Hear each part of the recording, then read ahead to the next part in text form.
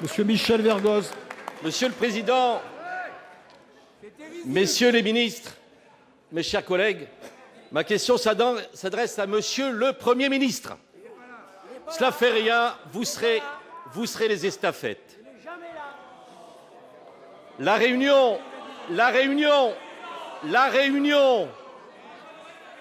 glisse vers le chaos depuis 2 nuits. Celle d'hier a vu les violences urbaines commises dans 3 villes monter d'un cran encore. La Réunion s'enflamme, la Réunion s'embrase, elle brûle. Hélas, encore une fois. La nuit dernière, la contestation contre la vie chère et le racket des monopoles a atteint un niveau grave et alarmant. Cette situation est le résultat, je le dis très gravement, d'une politique d'abandon et de mépris de votre gouvernement depuis 2007. Les injustices sont devenues de plus en plus inacceptables, car définitivement insupportables pour les ultramarins frappés par des taux de chômage, pardonnez-moi de vous les rappeler, sans commune mesure avec les taux de nos régions hexagonales. Depuis 2007, 2 secondes d'attention, mes collègues, j'ai besoin de vous aussi. Le chômage a explosé comme jamais, plus 37% dans l'ensemble des Outre-mer, plus 49%. Il n'y a pas de quoi rire, mon collègue, il n'y a pas de quoi rire. Chez les jeunes de moins de 25 ans, à La Réunion, plus de 10% de la population est au RSA, plus de 30% est au chômage, près de 60%. Je souhaite... S'il vous plaît, mes chers collègues, veuillez écouter Monsieur Vergoz. Je souhaite que la transcription intégrale reprenne ce « et alors » significatif de la part de l'opposition au Sénat. C'est une insulte à l'égard de l'Outre-mer. Près de 60%, et je vous regarde les yeux dans les yeux, près de 60% de la jeunesse réunionnaise n'a aucun rendez-vous utile le matin lorsqu'il se réveille.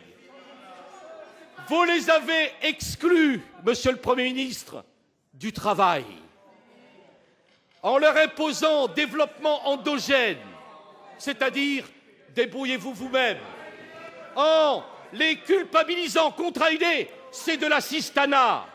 Question, s'il vous plaît, mon cher collègue. La révolte gronde. Et je voudrais dire, Monsieur le Président, mes collègues, à aucun moment, c'est important, je n'ai cru ces dernières semaines que la Réunion se trouvait en récréation dont il fallait siffler la fin, pour reprendre une expression du préfet, alors que le mal-être grondait. Monsieur le Premier ministre, au-delà des forces de l'ordre envoyées en renfort déjà, que préconisez-vous pour répondre aux angoisses et à la désespérance de tout un peuple d'une région qui fait partie intégrante de la nation française? Merci. Madame Marie-Luce Pinchard, ministre chargée de l'Outre-mer. Merci, Monsieur le Président, Mesdames et Messieurs les sénateurs, Monsieur le sénateur Michel Vergoz. Votre question me permet effectivement de faire un point devant la représentation nationale sur la situation de la Réunion. Au départ, nous étions sur quoi? Nous étions sur un mouvement des transporteurs routiers revendiquant une baisse des prix du carburant. Nous avons toujours privilégié la concertation. Et c'est dans le cadre de cette concertation que le Conseil régional, en jouant sur la fiscalité locale, parce que nous avons une fiscalité propre, qui a proposé de diminuer le prix du gazole pour les professionnels et le prix de la bouteille de gaz. Et je tiens à rappeler que si Outre-mer, les prix des carburants sont administrés par l'État, celui-ci ne perçoit aucune taxe sur les produits pétroliers. Il faut aussi savoir que dans le prolongement de cette discussion, le préfet organise demain une table ronde avec l'ensemble des acteurs.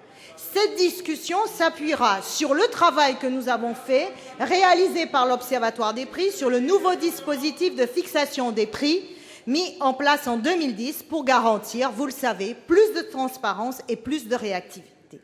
Mais monsieur le sénateur, vous le savez, et madame la porte-parole vient de l'indiquer, du fait de la conjoncture économique, les prix des carburants sont structurellement hauts, aussi bien en métropole qu'en outre-mer. Et d'ailleurs, à La Réunion, ces prix sont voisins de ceux de la métropole et sont même inférieurs pour le gazole.